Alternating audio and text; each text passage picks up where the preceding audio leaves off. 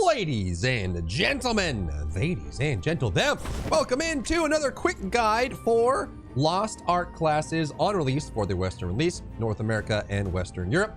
Today, we're going to look at the Shadowhunter, known colloquially as the Demonic in other regions, but for Western release, it is called the Shadowhunter, and it is a demon energy aesthetic, and it's built between two different states. You have your normal state where you're just going to be attacking, moving your regular abilities, channeling demon energy, but just kind of staying normal. And then when you activate your demon energy and fill it up all the way, you can transform into your demon form, which gives you a whole new set of 6 abilities. You can use those, and as the energy depletes, it resets. And then as you exit demon form, you go back into normal. And personally, for me, I think this is probably one of the most aesthetically pleasing classes. So when you activate your demon form, I think these are some of the best looking abilities in the entire game. I mean, they're just absolutely gorgeous. And you have this moment of like supercharged gameplay where you go into demon form and you can just dump on targets. And you know, in PvP, you can end up using this at the right time for really good output. And then you transform back. So one of the few classes in the game that has access to, even though you can only have 8 abilities equipped on most classes, you get 6 additional when you transform. So it's kind of nice to have that variety. But today we're going to go over a general synopsis for the class, what the Shadowhunter is, how it works, what you can expect, and then what the decisions are with how it's played, and how you fit into groups, things like that. What I will not be going over with this guide is the exact meta for the character, what's the best right now, because I think there's a big difference between Japan, Russia, and Korea on meta and what people agree on is the best and how to play them. And I also think that when this game comes to the West, in Western Europe and North America, there will probably be new play styles, new decisions being made, new things being discovered with this new player base. So I'm going to allow that to happen the way it is. And this guide will just be a overview of the class, what you should know about it, how they end up playing when you get to the end game. And hopefully this helps you decide what class to main and gives you a good jump start as you jump into the game. But first, if you have any questions or comments for me, you'll find me live every day on twitch.tv/Drybear. Who knows? I might even be streaming right now. So let's start going through the mechanics of the class. And we'll start with the basic attack, which in most classes is not important. In most classes, almost never basic attack or don't basic attack at all. Unless they're killing like a wall or an objective or something like that. I think Shadowhunter is probably one of the few that does, mainly because it is a hit chain that looks like this. So you get those 2 attacks with 4 attacks. You get 2 attacks with you throw your blades out. And this blade actually has some knockback and pull, so you can stun mobs with this. So it actually can be useful in some moments to use it. Very aesthetic to the class as well. The identity, which is the mechanic set or the passive that defines the class overall, is your demon form. So attacking enemies with skills accumulates your chaos energy, as it's called in the Russian client that I'm playing right here. You fill up your meter, and when it's full, you can transform. So I can use this since we're in the training mode to fill this up instantly. When you're ready, you can activate it. It replaces your abilities to these 6 that have their own short cooldowns, and then you can see that the chaos energy starts draining at the bottom of the screen. So you're in this demon mode for the duration of this meter, and you have, increased abilities, capabilities.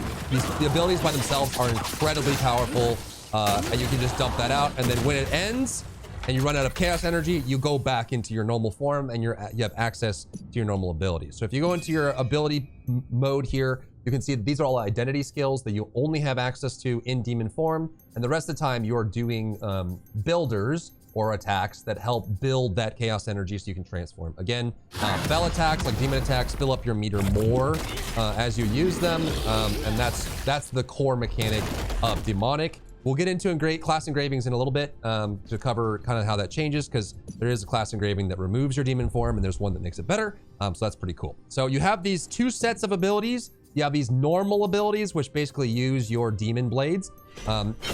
There are builds that use these primarily and nothing else. So you can actually get some pretty cool ones in here, like Circular Saw. Very much feels like it's, like Draven from League of Legends, probably where it came from. So you have these blades that go out and you have great range. One of the defining aspects for Shadowhunter is how much range they have for a melee class.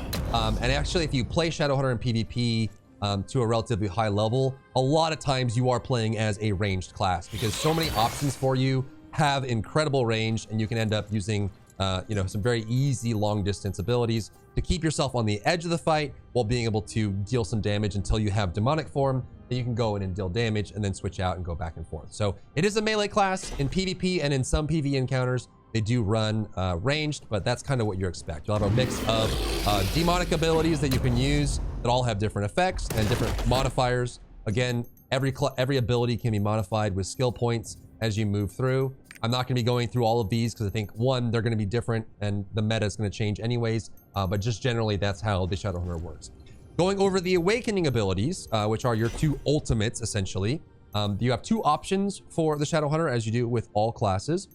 The first one is probably the one that gets used the most, which is Chaos Gate. When you equip this onto your bar, you can select one of your two ultimates at all times, both PvP and PvE. This one is very straightforward. You activate it and you have a ground targeter. You can choose a location and you activate it. It starts ticking damage. So you can read this. It deals damage to enemies and it instills fear on them, which does have a CC effect if they're not CC immune. And afterwards, it explodes, dealing more damage, and then you get more out of it. So it's very straightforward to use. You can just place it as long. It's kind of like an artillerist in that you want to have it placed in the right spot, but it does have a CC effect, so people get stuck in it, and then when it blows up, you get a big burst of damage, which could be useful. And I think the reason people use this more often than the other one is just because it's fire and forget, right? You feel like they're going to be there for a second, activate it, and you get control of your character again, and you can go back to attacking and moving, and you're not worried about the ultimate itself. The other awakening ability you have is Infernal Storm. So you can put this on your bar and activate it, and we can just go ahead and activate this to show. This one has to be used in demonic form. So if you're running a build that doesn't allow you to go in demonic form, you have to use the other one. So if you're using the class engraving that removes demonic form, you can't use Infernal Storm. But if we activate it, we can go into demon form, and then we can use our ability here. So you get this kind of forward attack, which has tons of damage and good reaction. So if you're using the build that has it, I think even people that run demonic form tend to lean towards the other one, but who knows how it's going to be when we get to a Western release. So that is the two awakening skills, and that's generally how it plays. Like I said, in PvP, they end up being more ranged than melee, even though they are a melee class because they have so much range and poke damage. And the arena in PvP is so big that you can react that way and just play ranged. And I think in PvE they can sit back and do that, but it depends on which engraving you choose. So the other part of the class that is important is the engravings. Again, we're not going to go very deep in this because I don't want to get into the details, but there are two categories of engravings. It's just one of the ways you can classify, you can control the play style of your class. There's general engravings, which every class has access to, and which ones you choose and equip through your accessories, your ability stone, and your two engraving slots can define your build. But every class also has two class-specific engravings that only they have access to, and they're generally very build defining. They're very powerful. I think you almost always have at least one of these equipped, as long as they don't conflict with each other. Some classes even equip both of them. So for demonic, it's actually very polar opposite. The first one is Dark Side. The names here might be different when it reaches the West because they're renaming things. But Dark Side, at the moment of entering demonic form, the Fury instantly restores all demonic skills, which means that it's only there so that if you enter demonic form like back to back, because you're building enough energy, the abilities aren't on cooldown when you enter it. So when you enter demonic form, your abilities in demonic form will always be ready and fresh off cooldown. And the second part's the most important. When returning to normal form, Desolate is not activated. So if I don't have this Dark Side equipped and I full restore myself, there is a recovery time when you exit demonic form. I do have, like, this character's built for Dark Side right now, which means that if I exit demonic form, I can immediately start building chaos energy once again, right? You see the bar is already going up. I can go straight into using fell abilities and building up my chaos bar, which means that there's no cooldown period. It's like a refractory period for Shadowhunter. If you don't have Dark Side, then you have this cooldown. I actually don't know exactly how long it is. I think it's maybe 30 seconds to 60 seconds, where you can't even build chaos energy. So if you just exited demon form, you have this period where you can't even build energy, and then when that cooldown's done, then you start building energy, and then you get into demonic form. So this build can be looked at as the demonic class engraving for Shadowhunter, in that it allows you to quickly get back into demonic form without the cooldown. And then on top of that, you have all the cooldowns reset. And what people typically do when they're running this demonic dark side form is they'll pick abilities that have very high energy that like builds chaos energy quickly, so you can activate it, get back into demon form, and then you spend a lot of your time in demon form. So essentially it's a play style with this engraving that is very demon form centric. And as you can guess, since they're opposite, the other class engraving you have access to is Quick Draw. Quick Draw is the opposite. Demonic form can no longer transform into, or demonic can no longer transform into demonic form. So you can't actually go into demon form anymore when you have this engraving attached. So obviously these two are in direct conflict, and most of the time you'll see Shadowhunters only running one. However, damage of common skills is increased by 20%, and the rate of accumulation on chaos energy is increased by an amount as well. So as you build that up, you get more damage from regular weapon abilities, so stuff that use your blades outside of demonic form. So if you want to, there are two very different ways to play the Shadowhunter at endgame. Either you're going for common abilities, which is all of your, blade attacks here. So you have all these that you can use. You'll end up building a full build that has basically most of these, which is pretty cool.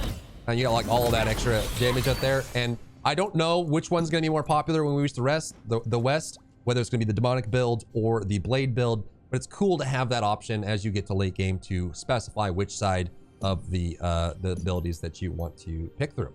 So that's Shadowhunter from a very high level.